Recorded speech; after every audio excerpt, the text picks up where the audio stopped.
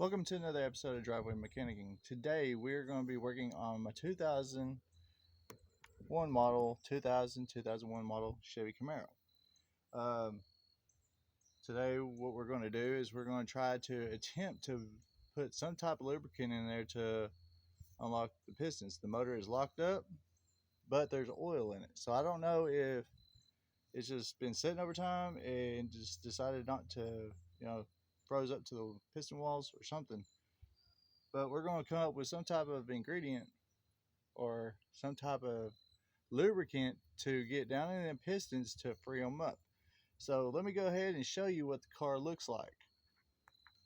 Okay, so the car is already disassembled somewhat to where I could get to the spark plug. So as you can see, it has been disassembled. There's no radiator, fan, everything I put in the back of the car. But anyways, this is a car that I plan on getting moving here in the next year or so. What a gem, huh? But we got tires for it. We possibility have another motor we're going to put in it. It's in a Monte Carlo SS. That motor should be good is what I was told. So if this motor doesn't work after we get through putting stuff to unlock the pistons in it, we'll just pull it out and put another motor in. I might use the intake and the heads off this motor just to get it to where we can use it. But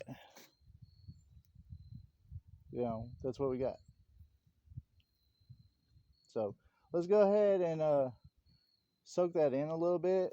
Look at this motor, whatever. And we're going to go ahead and get the concoction mixed up for this car. So let's go ahead and do that. Okay, so the ingredients that we're going to use, you can use any type of lubricant as long as it goes on an engine or in an engine, whatever, or something that cleans it, on an inside, B12, something like that. I don't know. And that's for like worst case scenarios like mine. If it's just been sitting for a month or so, just put some transmission fluid in it. Should free up the pistons. But in my case, we're going to use a lot of other things. So we got burnt motor oil. It is still good. Might have a little gas in it, but whatever. It'll help out. PB blaster. We're going to go ahead and put that in there now. Just a little bit. You don't want a lot, but just a little bit will go a long ways. Everybody is getting off work right now, so bear with me. Okay, that's too much. Perfect. Alright, then we're going to get some type of lubricant. Lubrication, Dollar General, $1, I guess. And you want to put just a smidge, a little bit in there. Just a little bit. You don't want a lot. Just a smidge. Alright, that's good. Then your transmission fluid. I'm just going to use some random transmission fluid my friend gave me, that I can't use any of my stuff because all of it's Dextron 3 is what most of my vehicles use. So, might as well, right? Use this. Just want to put, if not all of it, a good amount. Make sure the stuff inside's, smoking, and that's how you know it's going to work really good.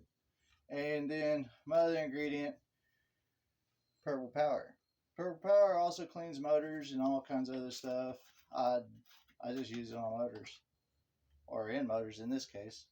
So we're going to go ahead and pour just a tiny little bit in it. Just a little bit. You don't want it too much.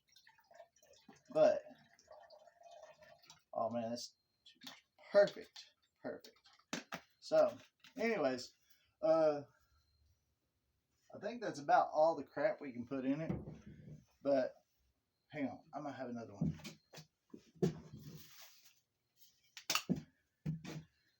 Brake cleaner. Dollar General brand. You just want a little bit in there. Not a lot, but just a little bit. Okay. That's perfect. So, now we're going to give a good old shake here. get it really mixed up. A little bit more, and then when it looks like a milky kind of color, I don't know if you can see that or not, but it is like, it looks like coffee that's got barely a little bit of creamer in there. That's the perfect concoction. So now we're going to go ahead and put this in the motor and see what happens in about a week or so. So probably today, Tuesday. So this Friday or Saturday, we're going to see if the motor will crank over. If we can turn it by hand or whatever, we're going to try to get the pistons free. We're going to try. If not, it's a fail. Y'all be able to see it. And then I'll let you know if we're going to put another motor in it or not. But anyways, yeah, let's go ahead and get to it. Okay. Now, so when you do this, you want to put it in the spark plug holes. That'll get directly right on top of the pistons. 9 times out of 10, most of your...